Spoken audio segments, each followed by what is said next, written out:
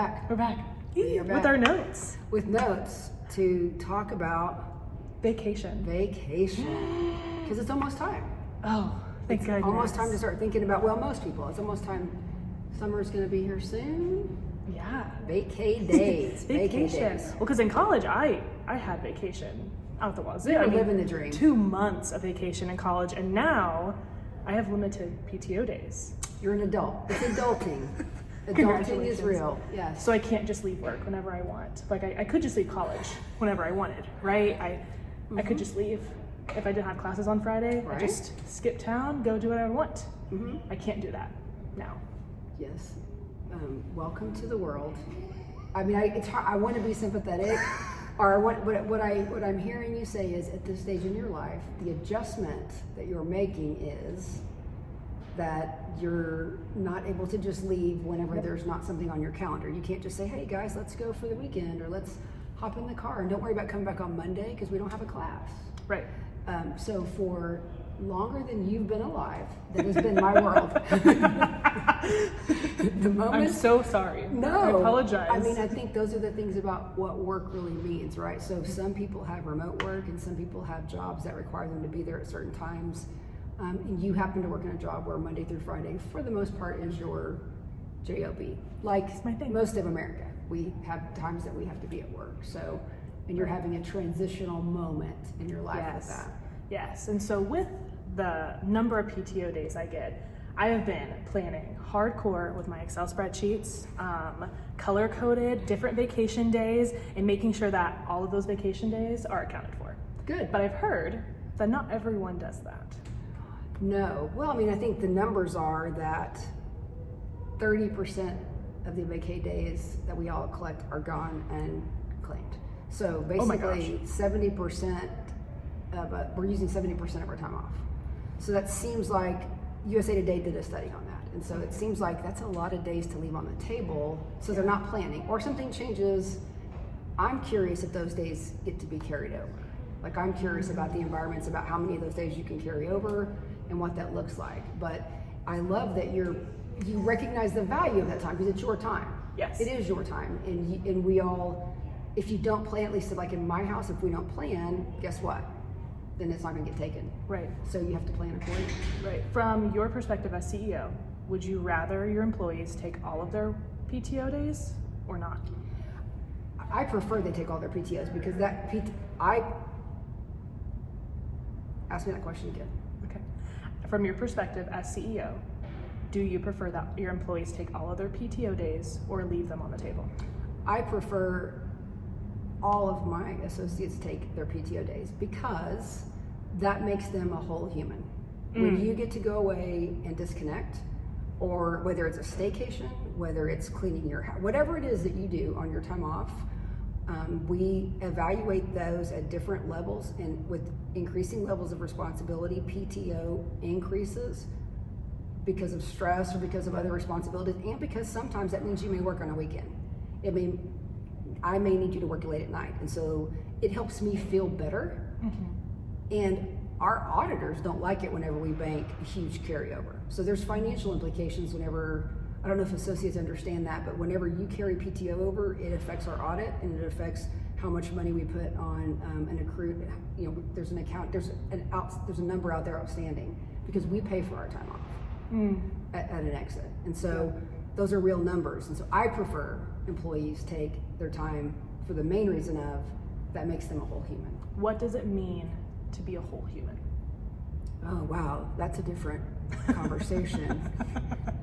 I'm not sure I'm qualified, but I know for me, when I get to decompress on a beach, for me specifically, our family, we're tropical people. Oh, no. Are you a mountain? I'm a mountain gal. And that's great. That's great. That we can respect people and here. There's ticks and all the things. I'm just kidding. Like, we all have different things, right? I know you're like, you have sunburn and all the other things. For me, being with my family, getting to, just check out for a while and relax and not have to be up at a certain time or be somewhere at a certain time.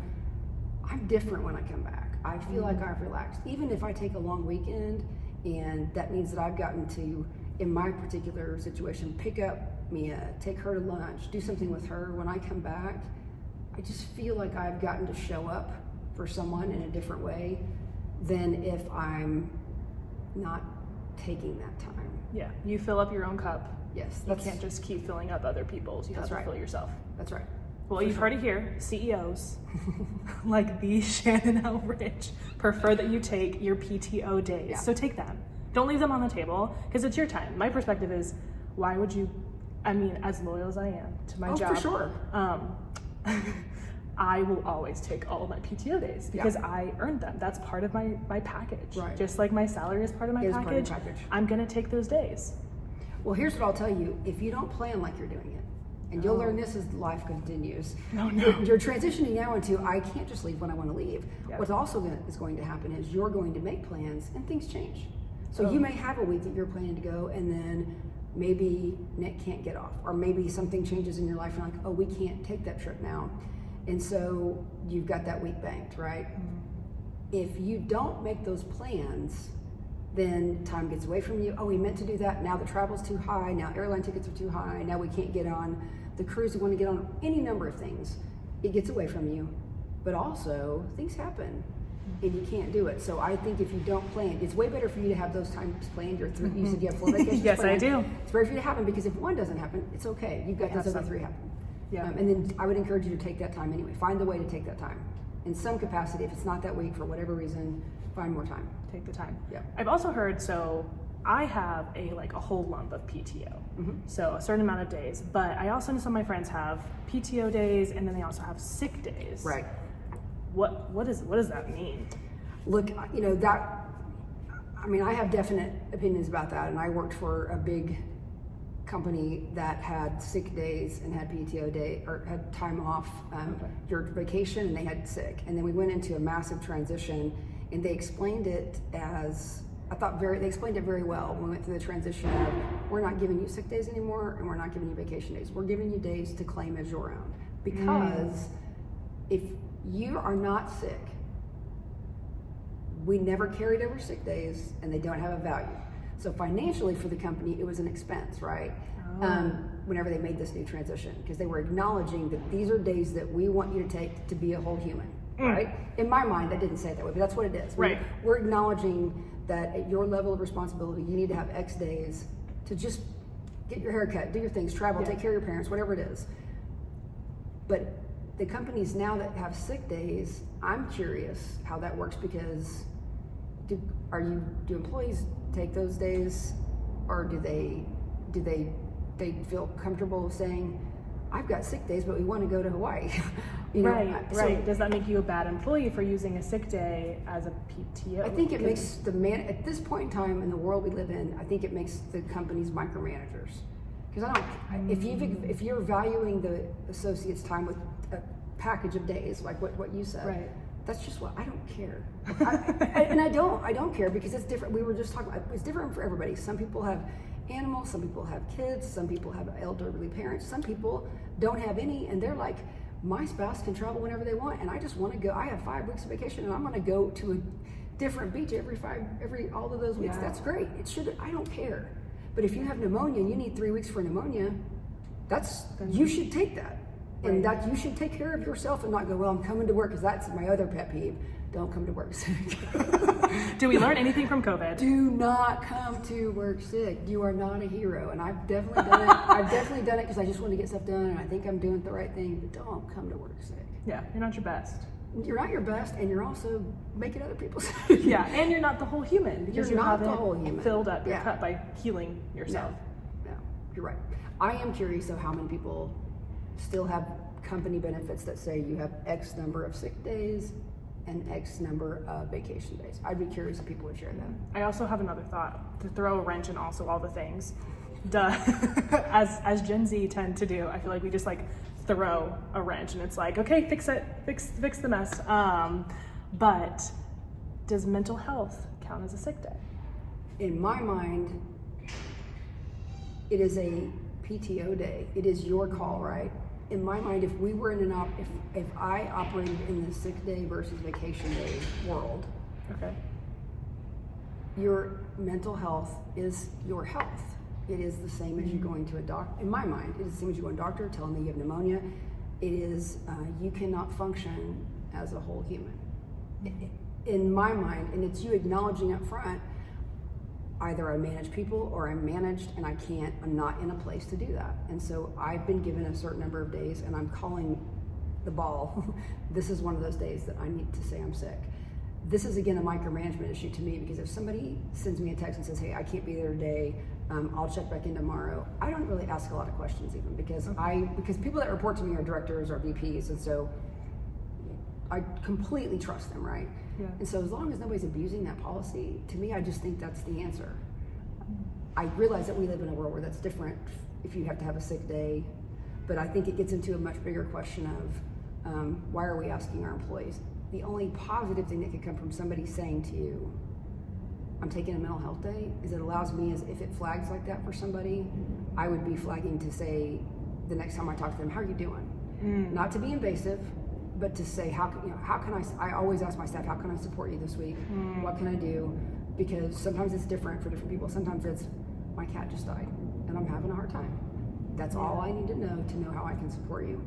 Sometimes it's, I'm really struggling with these 2 associates. Can you make sure that you looked at their reports or the information I've shared with you, so I can make sure I direct them the appropriate way? But if somebody's having a mental health issue, sometimes we just have a tough day. So you don't expect, so since I'm being managed, I don't manage anyone, whenever I need a mental health day, should I explain that in that text? Do you expect that? I know you may not ask the question, but what do you expect of me to tell you when I want to take a day like that? Yeah, I think you have to know who your managers are. You have to know who you report to. To me,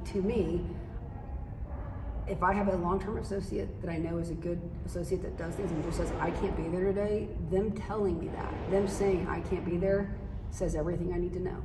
And that could either be, my husband and I had a fight. I don't need to know, right? And it could be anything.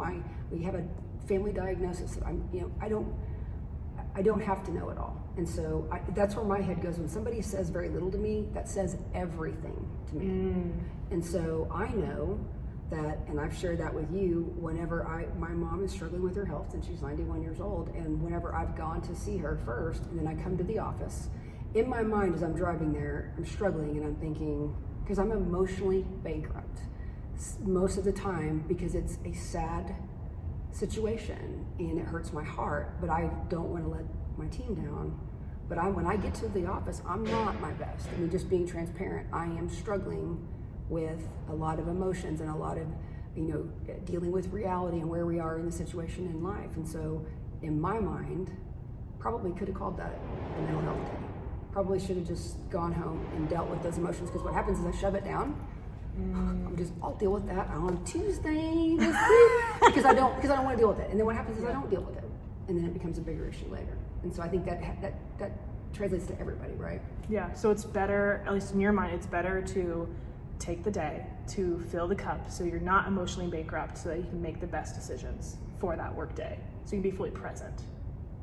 Yeah, I think, because if you call it filling the cup, I call addressing what you need to do, dealing with what you need to deal with. And sometimes if it's filling the cup, meaning I get to take me into school, I get to do fun things, because I don't get to do those things every day, that's filling my cup. But if I don't deal with issues, what happens is then I hurt somebody's feelings because I snap at them, or I overlook commitments I've made because I'm just trying to get through stuff. I don't show up. And so it's, in my mind, it'd be better for you to take that day than for you to walk in my office later and say, hey, I snapped at this person, or hey, I was really rude in this meeting, or have somebody come to me and go, hey, they were really rude today, they did these things. Yeah. And then in my mind, I have to go deal with that. Figure that out. Yeah. Because I'm assuming it's going to happen. Like, we're going to be emotionally bankrupt. We're going to go to work anyway because there's going to be some type of deadline, and we are going to snap. Is that a reality that, those things happen? Of course. Tell me. I would be curious what, because it happens to our families, right? My husband can tell you.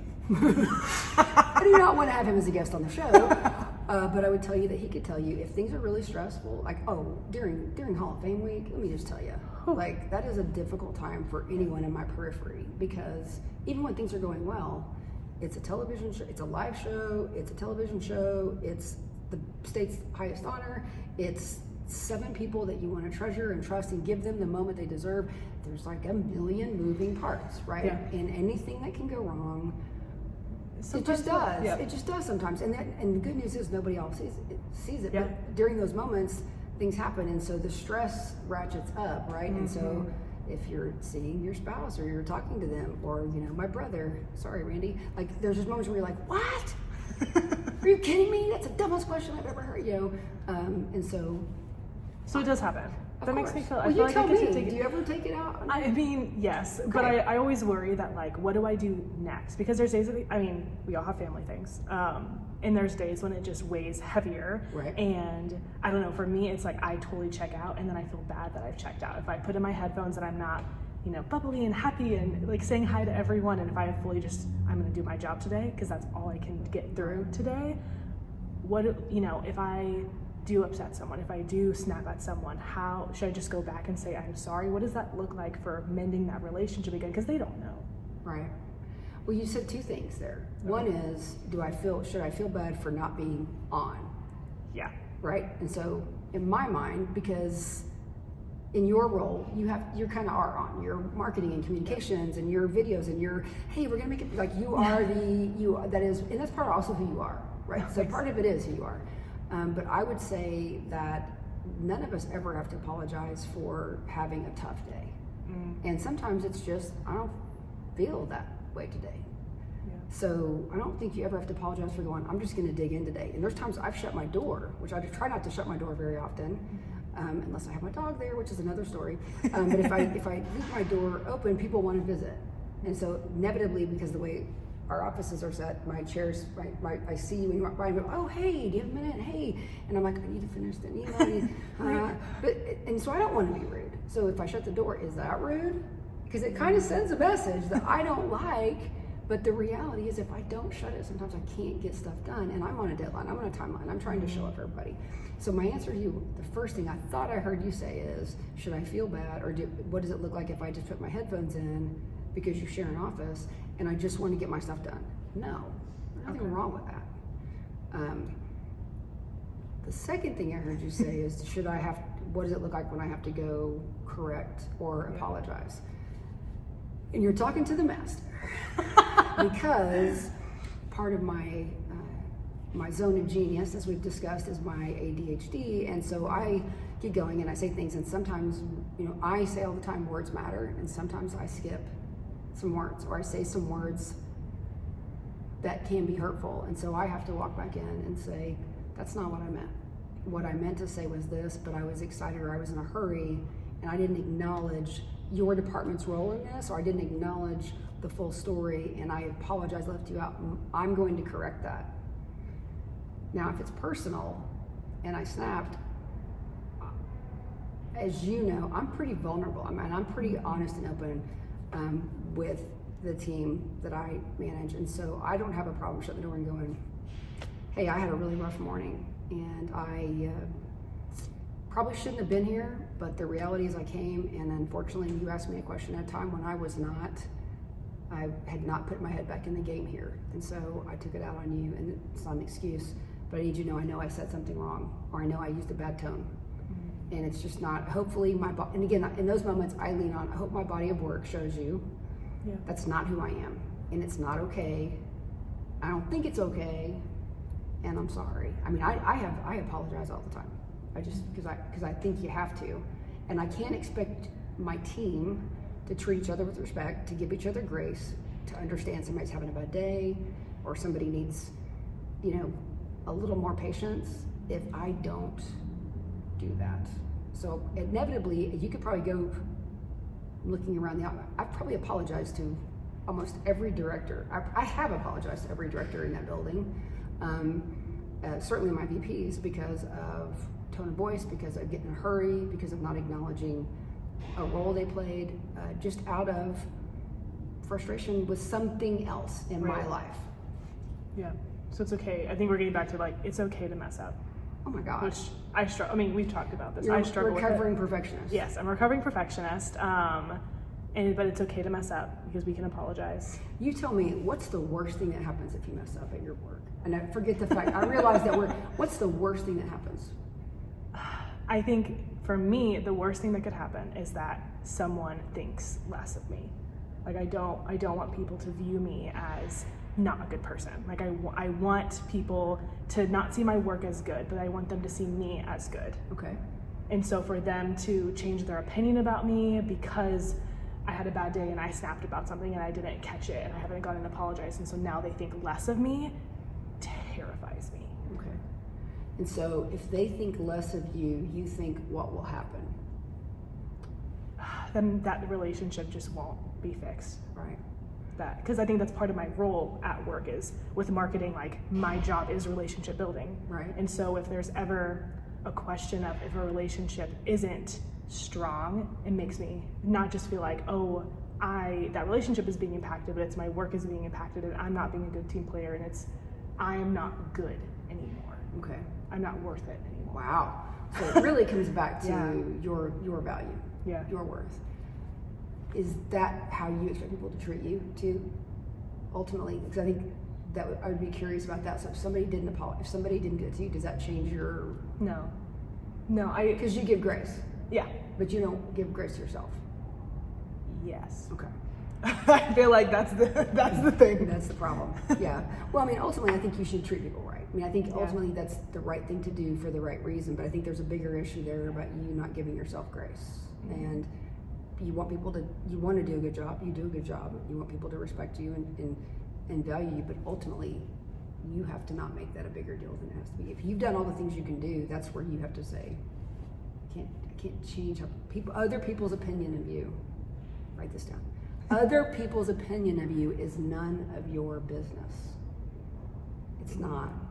Don't give people in the cheap seats a chance to decide who you are or any weight in that decision. Wow. Sorry. I don't know how we got to you. Yeah, sorry. Vacation. You should take it. We were like, yes, Yeah. take your vacation so that you can be a whole human, so that your worth isn't, connected to how someone else views your worth. Yeah.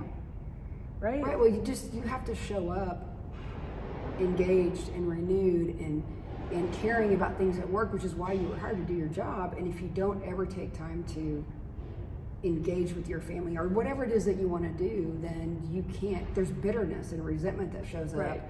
And then, or eventually what happens, because I'm a recovering workaholic, where you just turn that part off of your life, and then everything else suffers, and you're just like, but I'm in it, and I'm doing this, and I'm here when the hotel opens, and I'm here when the hotel closes, and I'm here, and guess what? All my clients know I care, and blah, blah, blah. And then meanwhile, like at Thanksgiving, you're working, and you're doing all these things, and that's not, Yeah. you can turn that part off too, and you don't want to do that.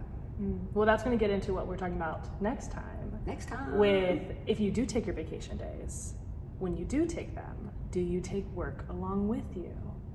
And is that okay? Is that bad? What? All of the thoughts, all of the opinions. All of the thoughts. But we'll talk about it next time. But take your vacation. Plan. Get a spreadsheet or a calendar and look now. Take some time off. Yeah, you deserve to be a whole human.